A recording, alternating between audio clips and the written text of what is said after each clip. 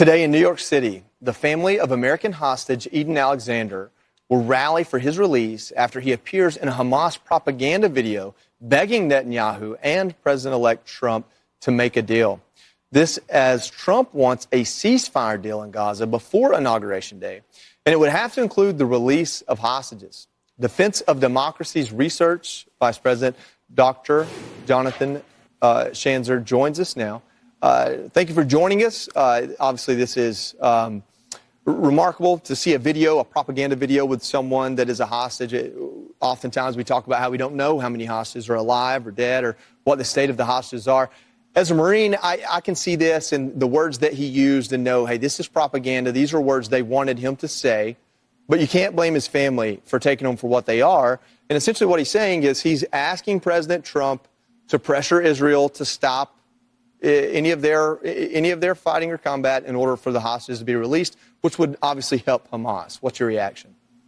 Well, look, absolutely, this is propaganda, but absolutely there's an opportunity right now to achieve a ceasefire. Hamas is in really bad shape. We know that just about all of their fighters have been disbanded, 23 out of 24 brigades destroyed, and even the remaining one is really not in good shape. The above-ground infrastructure in Gaza is destroyed. The underground infrastructure, all those tunnels are getting picked apart by the IDF. So Hamas has every reason right now to lay down its arms. I think there's an interesting question of what President-elect Trump can achieve if he starts reaching out and putting pressure on Hamas's key sponsors. Here I'm talking about Iran, but also the countries of Turkey and Qatar, which are nominal American allies, at least on paper.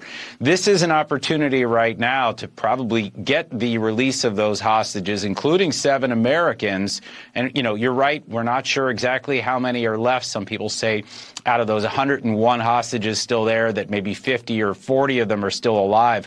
But this is a huge opportunity for President-elect Trump to secure their release and to potentially also facilitate the exit of Hamas from the Gaza Strip. You can remember that President Reagan did that with Hezbollah in Lebanon. You could broker a deal, get Hamas out of there, and potentially pave the way for a better future in Gaza.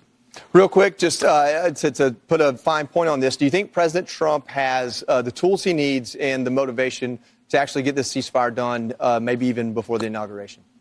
Look, I think it's very possible he's got the right team in place right now. You know, I could imagine that folks like Mike Waltz or Marco Rubio already have ideas about how to get this done. But it's also interesting because it's bipartisan. You got President Biden, who wants these guys to lay down their arms too and to get a hostage deal done. So pressure from both sides may be a good thing. No, we've seen that. Absolutely. Dr. Jonathan Schanzer, thank you so much for joining us. And, of course, we keep praying for these hostages that they get home safe. Thank you. Yes, sir. All right. Millions of Americans are under the threat of a cold Arctic blast.